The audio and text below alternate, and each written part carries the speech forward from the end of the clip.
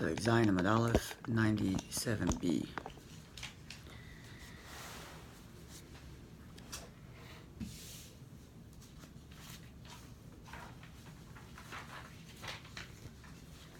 So the Gemara told us yesterday about 3 sets of 2,000 years, 2,000 years of Toyu, of chaos, 2,000 years of Torah, and 2,000 years of Messianic era, which, putting aside for a moment the Hasidic interpretation we gave yesterday, just looking at the literal Gemara, the Gemara is telling us a certain time when Mashiach is supposed to come, essentially. The Gemara is now going to go through a number of opinions in understanding or identifying when Mashiach is supposed to come or will come, something like that. And as you might imagine, it's somewhat cryptic. Quite a bit of it's a little cryptic, trying to, never mind the verses they cite that are uncryptic, but even their interpretations of those verses themselves are somewhat cryptic. Rashi has quite a few lines. They're trying to interpret different verses and what they mean in terms of calculating what time and when Mashiach is going to come. And essentially, the Gemara is going to get to the point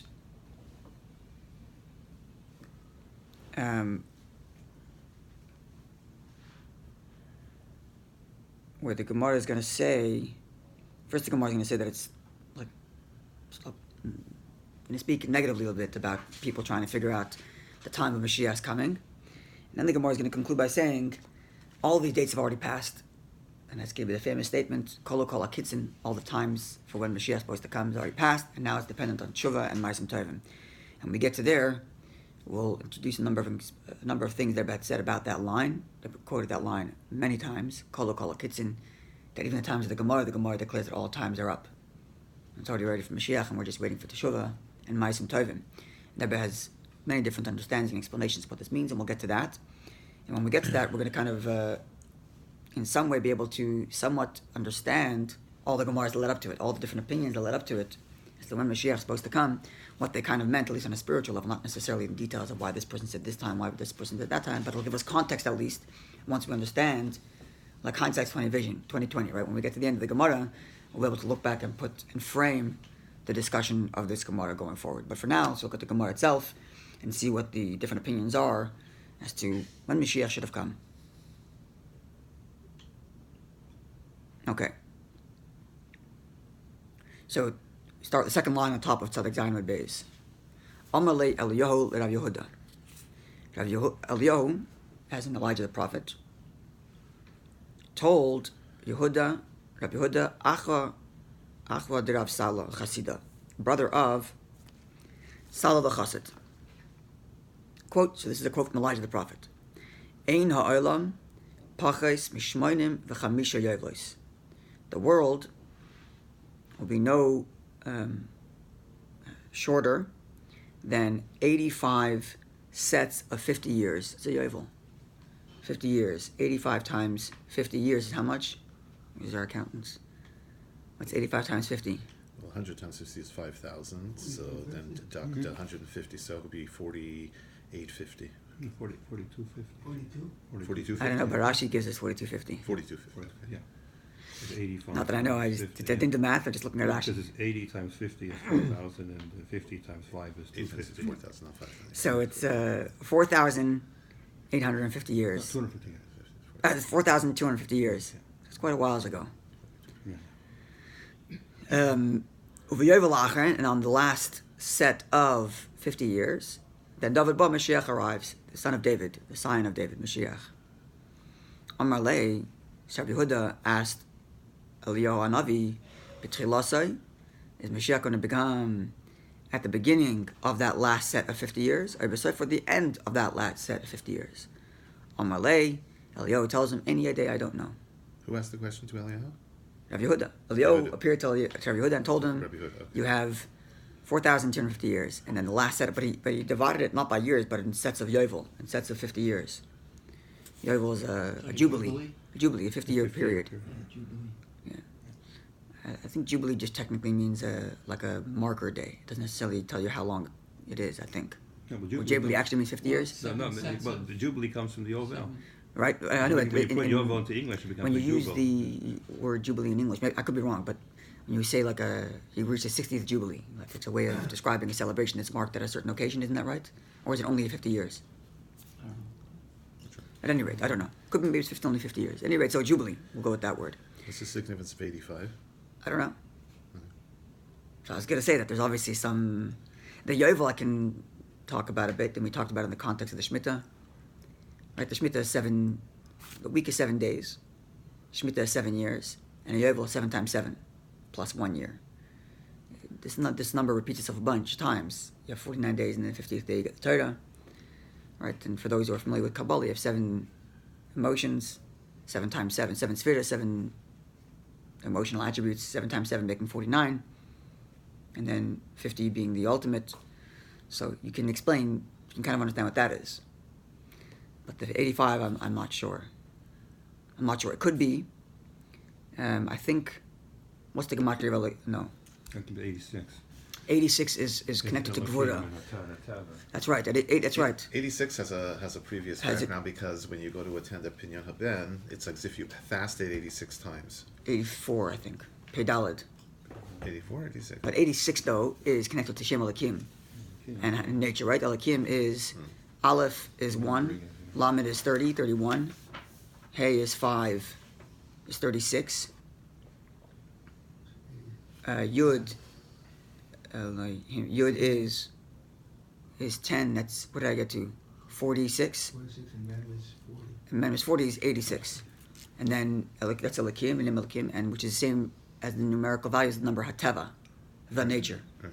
Hey, 5, Tes, 9, that's 14. Hateva, Vez is 2, that's 17. 17? No, 16, sorry. And then Ayin 70 is 86. Right? Implying it's connected to Gvura, it's connected to concealment. Sure, And it's Mashiach 84 is all for the about... fast and not 86 for the fast on Pinyon Haben. Pretty sure it's Pedalat Taniyas. Mine is how much? Maybe it's Pevav. I think it's Pedalat though. Like it's the number for Zel Vatola. I think it's a Pedalat. Okay. I think. Sorry? No. I was saying, so nature, and so Elokim, which is Gvura, concealment, is connected to nature. And as we've been talking about, Mashiach is about refining and elevating nature. So maybe that's the connection to why it's 85 specifically, and then the 86th year Mashiach comes. 86th Jubilee, Mashiach comes. So it could be connected to that. He mentions here, I remember saying that the 85 is the number of letters in Vayibin Saharan, constitutes a book. That means the same Hashem will then arise and disperse the enemies. Right. Okay. That's because 85 is the minimum number of, like, we call it a sefer. Of a book. Yeah. All right. And you also have the 2 nuns, you have 85 times the nun. That's the Right. Remez. Oh, that's interesting. Now. I remember singing it before, but just I didn't Derech remember. HaRemez. Remez. Okay. I'm sure So, there are but other- one thing I was thinking about for 85 for Gematria is Sukkah. Sukkah to be the Nafalat. Sukkah is 85. Sukkah's 85. Yeah, it's connected with, it's talked about in connection with that. We had it earlier in the Gemara. Yeah. Sukkah to Benafle. Any rate, right, the house of David is called a Sukkah. Yeah. And the Sukkah is also 85. And also Sukkah is the protection from Hashem, and also Gog and Magog both happen as Sukkahs. That's the Shigat Shilgat. Yeah. So there's There's a lot of reminding interconnectedness and what this all means. Okay, so let's see if we can move forward here. So he asks, Yehuda asks Eliyahu Hanavi, beginning of the 86th Jubilee or the end of the 86th Jubilee. Amalei, so Eliyahu tells him, any idea? I don't know. Then he asks another question, which seems to be repetitive, but Kala or Yaina Kala. Is this number you're giving me to say that all those times have to be concluded before Mashiach arrives? Or does Mashiach arrival happen within that time frame? It seems to be repetitive of the same question, but it's phrasing it a different way. Maybe he's hoping to get an answer and everybody asking it this way. But this is what the Gemara, this way at least we Rashi understands the Gemara. Amalei, so Eliyahu says, any idea? I don't know. I can just tell you that it's 86 Jubilees, and the 86 Jubilees connected to Mashiach's arrival. Beginning, end, whether it has to be completed or not completed, I can't tell you. Okay. This is Rav Yehuda's version. Rav Ashi Amar, Rav Ashi says, no, you have the tradition wrong. Hachi Amalei.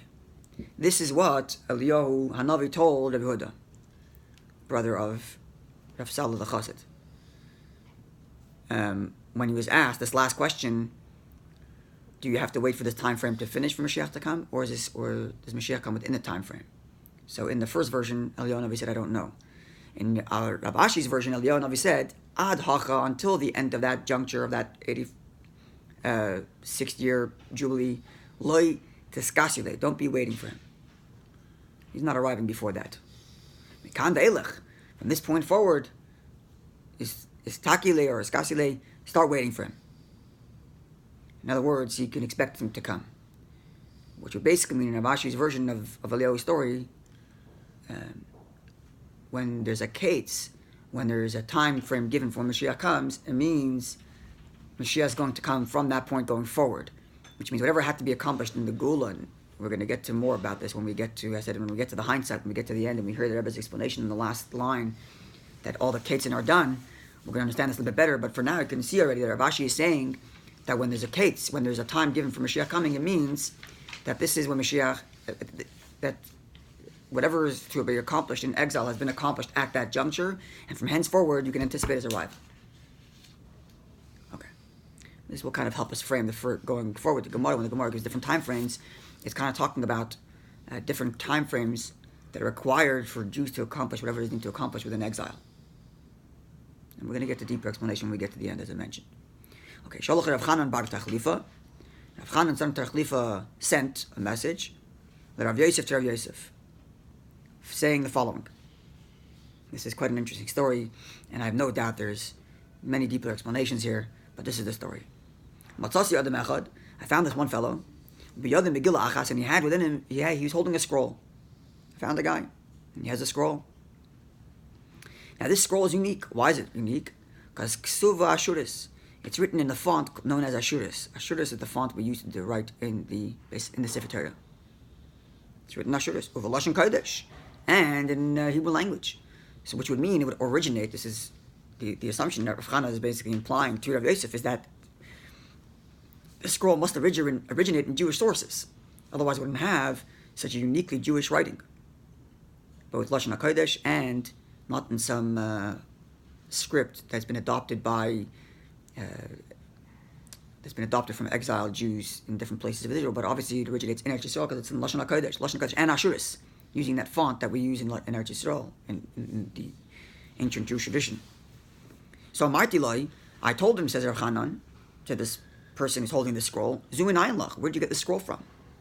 Amar Li, so he told me, L'chayolos Sharemi Nishkarti, I have been hired as a Roman garrison. And uben ginzei roimi, and amongst the geniza means like the treasuries or like the hidden places, amongst their scrolls, I found this. Mitzasi, I found it. I found this scroll. Okay, so let's go. What does it say inside? What's so exciting about this scroll? Now you can imagine like a modern version of this is what we find the Cairo Geniza. You find some old Geniza and it's very exciting. You see Hebrew lettering, you see Hebrew printing, it's coming from somewhere time. So similar idea. They found some guy holding a scroll in Hebrew and Lashon like Ashuris in Rome. So V'kosubon is written in this scroll like this: La'achar dalad alafim u'masayim v'tishim ve'echad shana. After 4,291 years, which is a bit longer than the time frame Eliyahu Navi gave, which was 4,250 years. This is 4,291 years. It's one more yoga, then that's all it is. It's one more set, yeah. Yeah, it's very close. Yeah. It's close. The B'yasa Shalom to the creation of the world. Ha'olam yitum mehem molchama. Sorry? The world will be destroyed. Sorry, ha'olam yitum, the world will become destroyed. I'm sorry. And then how so? Mehen molchamas, amongst its destruction at the end of this period, will be through wars. This is what the scroll is saying? Yeah, that's what the scroll is saying. Oh, okay. Yeah. And Melchama is Taninim. Amongst them will be the wars of, Taninim means like the great, it's either a whale or great fish. It's presumably referring to the Leviathan. The Leviathan, of course, is a fish described as waiting from creation for Mashiach's coming. And it's described the dramatic stage-like entrance that this fish is going to make in the form of a battle, and that's what this is, assumingly. Okay, so this is the destruction of the world, part of it coming from the battle of these fish. What this means spiritually, I'm going to leave the floor open, but this is what it says. Mehem Melchama is Gog and Magog. Amongst them is going to be the war of Gog and Magog. Of course, that's the war we mentioned before. the war of oppression on the Jews, being led by this person named Gog and his kingdom called Magog, which we described before could have been Sanhedrin, right? We talked about that a bit. Vashar. Since you mentioned that, the commentaries raised the question: how could Sanhedrin have been Gog and Magog, Hiskiel, Mashiach before 4000?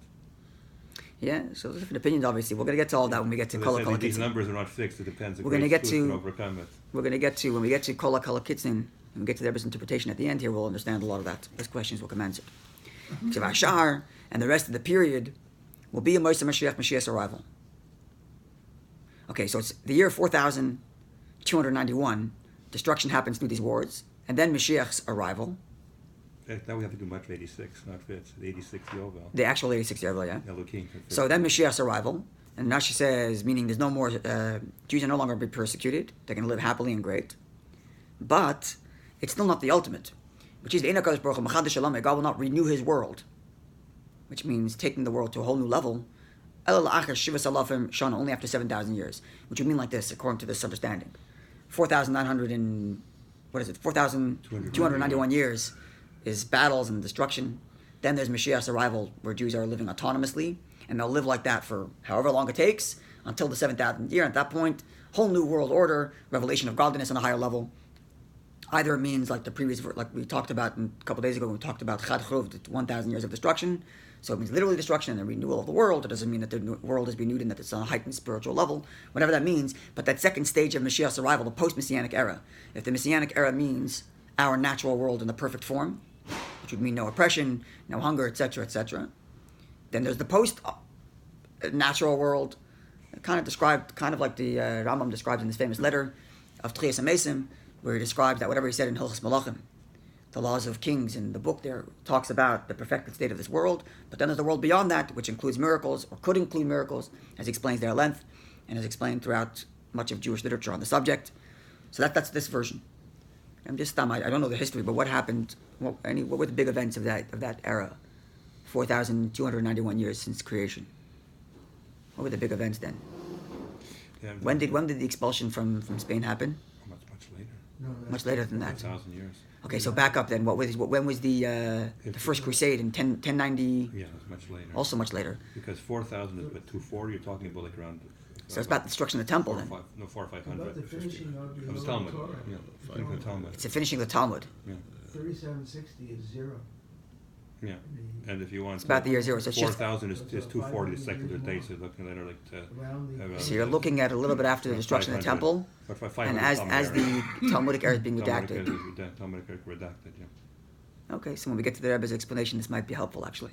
The other thing is the significance is that around that time, a little before, of course, is the adoption of Rome as the church-state religion.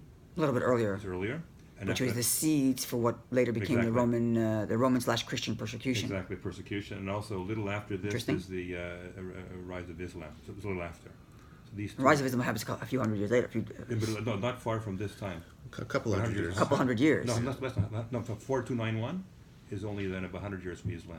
Didn't the Less. Muslims came to power in 690 something? What was it? Early 630 with our 7th century, right? 7th century, yeah. Right, and this is This is 6th century. This is 6th the century, exactly. It's 100 years Yeah. apart. so about 100 years later. Okay, Yeah, it's not far because 14. so maybe there's some connection there. Yeah, All right, let's see weiter. but nothing major. No major wars for that time. Actually, was. The fact that the Gemara is redacted is significant, as we'll see. Maybe when we get to the Rebbe's interpretation, that The might only be thing was useful the information. wars of that time were is the destruction of Rome. The Sorry? barbarians around that time. Yeah, the end of 5th Rome, century. yeah. But that comes later. No, that's at this time. Yeah. When In the- soon after the Romans adopt Christianity, the Visigoths and the Goths take over. 5th century. Yeah, this is the 5th century. Soon after the That was Romans the end of take. Rome. Right. That's the wars, but it wasn't the wars for liberation of Jews. But those Yeah. actually were very persecuted, though. Well, it happened later, but the Visigoths viciously tortured Jews, at least later in Spain and other places. Anyway,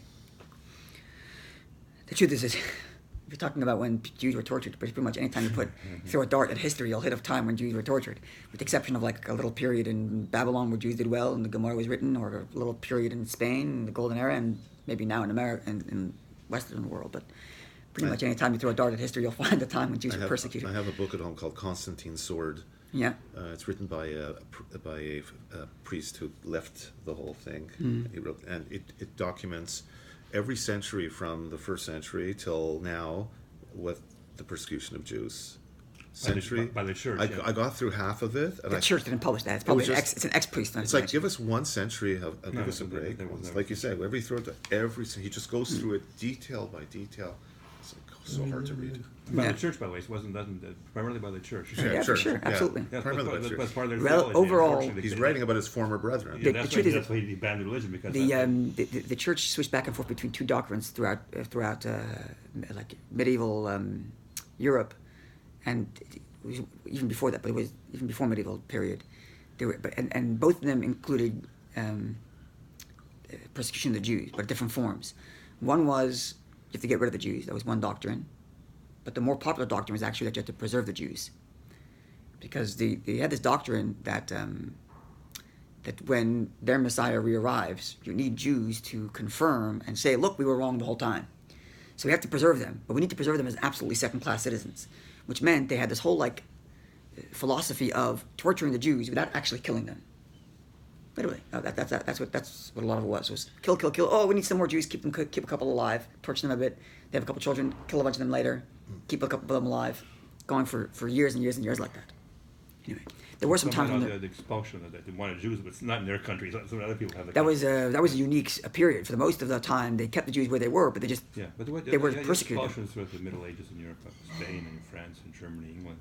Because I think expulsion was just they didn't mind Jews living, but not in their country. There was a doctrine of actually keeping them around. Well, you have to keep some. You have to keep some of them around. Right, but not in their so country. Persecute them just enough to keep them around. That was the Augustine's idea, which lasted for about 1,000 years. That's what I'm saying. That was For 1200, but after that, with the arrival of the monks, the friars, the Dominicans, Franciscans, persecution became more intense. They didn't follow that doctrine you were talking about. yeah, there's two doctrines, whether it's genocidal or persecutive. But either way, it included hurting us. So Oh, yeah. yeah. What's the name of that book? You want to borrow it? It's very depressing. Constantine's sword. Of course they do. Yeah, for Of sure. course. Okay. That's the problem. Or according to the Rambam, maybe the solution. Their interpretation of their Messiah means that we have to be, unfortunately, chas v'shalom, persecuted. Okay. If we acknowledge it. If we don't acknowledge it, then they have the right to kill. The Rambam writes has an interesting say on The that. Rambam Let's- has a different. Yeah. It's not different. It's another aspect. Okay, I'm let's saying the learn historical a few reality of minutes. that. Let's learn a little bit more. More. It says like this: Rav Acha ben Rava Amar, Rav Acha, the son of Rava, said that rather than 4,291, it's la'acher chameshes. Sorry, rather than after 7,000 years is the renewal. Right, the description here was that after in this book that they found in Rome was after 4,291 years begins the process of persecution and destruction and war, and then there's the Messianic era, and then God renews His world in the 7th millennium or the 8th millennium, 7,000 years. Rav Achas changed that and says that it's not after 7,000 years, but after 5,000 years, which means the 6th millennium. Okay. That's like the Miri's view then. Sorry? That's like the Miri's view. The Meiri's view Yeah. that it happens early. That's right. So that, in other words, yeah, but these would match up with the different opinions of what Chad Chruv is. Yeah. Does it happen in the 6 in plus the 1 sixth or 6 and or in the next one? Yeah, in the 6th millennium or the 7th millennium. Amen. Okay, let's at least begin the next Gemara because it's going to be a little bit difficult to get through all of it in a few minutes. But at least we'll open up the next Gemara, which is like this. Itmar we've learned. Tanya has been taught. This is an interesting phrase. Itmar. No. Apologies. Amar la'achar chamesh shalofim shana itmar. Okay. Tanya we've been taught in a Mishnaic age text which is as follows. Rabbi Nosson says, Mikra Zeh, the following verse, Noikiv v'yored pierces and descends adata'im to the depth. It's an expression of saying, there's no way you're going to figure this one out. Just like the depth, something that is too deep for anybody to try to understand. The following verse is almost impossible to understand. That's what Rabbi Nosson says. What's the verse? The verse reads as follows. Ki oid chazoin lamoyed, for there is another appointed occasion. Vayipach leketz, and he'll arrive or open or declare.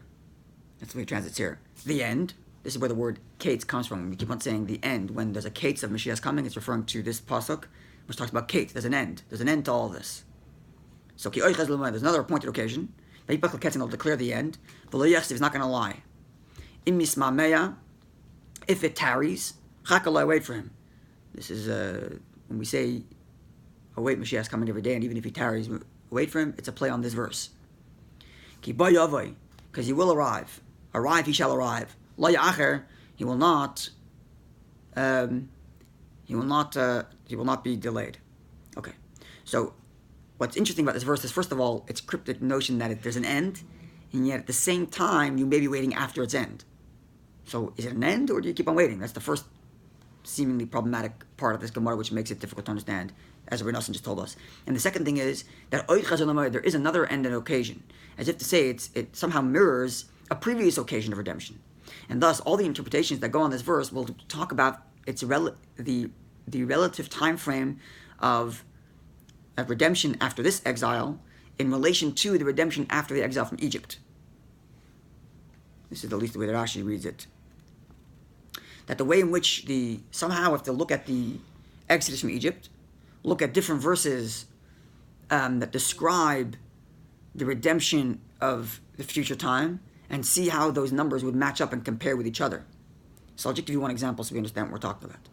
So Rabbi Nosson says, like Rabbi Seinu, the verse should not be understood the way our sages understood it, Shoyadarshin, which expound as follows. They would connect it with the following verse, which is Ad Idon, Idnon, Upalag Idon. To the time, and half a time.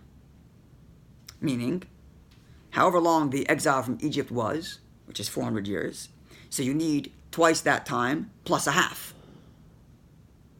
It would be like 3 times also, because Idon is 1, Idanim is Eid, Idon, Idnon, Upalag Idon. So 3, like 3. Beis Idon Chad Ches Meis, Hani Bed Meis, Upalag Idon, Beis Meis, Sachakol, Elef, Vidalad Meis.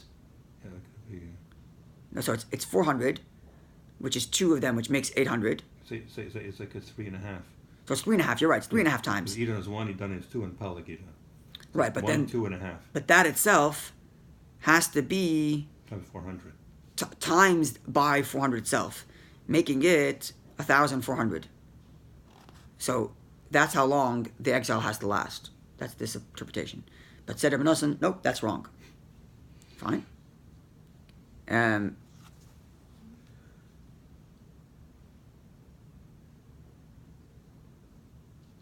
Okay, let's do a few more lines, but I'm kind of rushing it here, but we'll continue, God willing. Tomorrow we're heading to New York, maybe on Monday.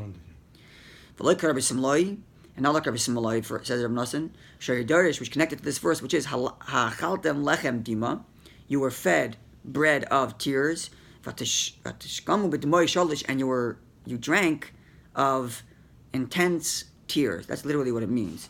Sholish, I think, means intense. Let's see how we translate the word sholish exactly. Where is it?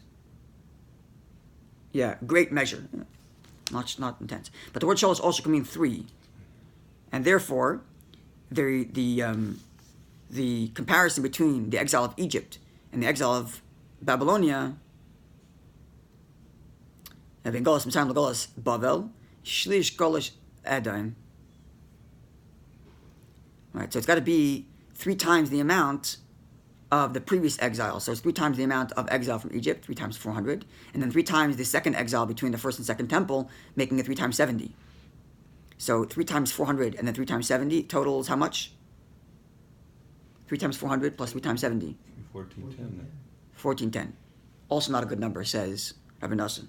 Further, V'lek Rabbi Kiva, and not like Rabbi Kiva, Shei Darish, which connected to the verse, which said, Oid ma'at, Oid achas ma'at, it's going to be in one moment.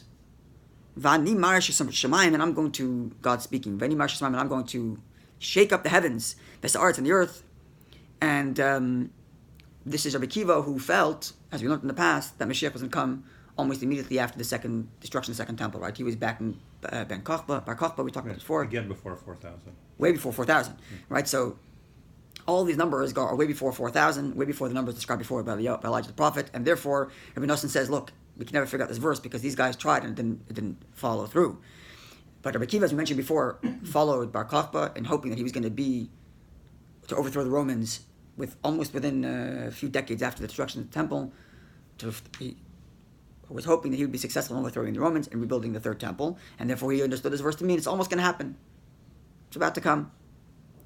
Ella, rather, what really happened was Malchus Rishon, the first kingdom, that is the Chashmonaim, which is just after Hanukkah, first kingdom under Roman rule, or at least post-Greek rule, is Shivim Shana, last of 70 years.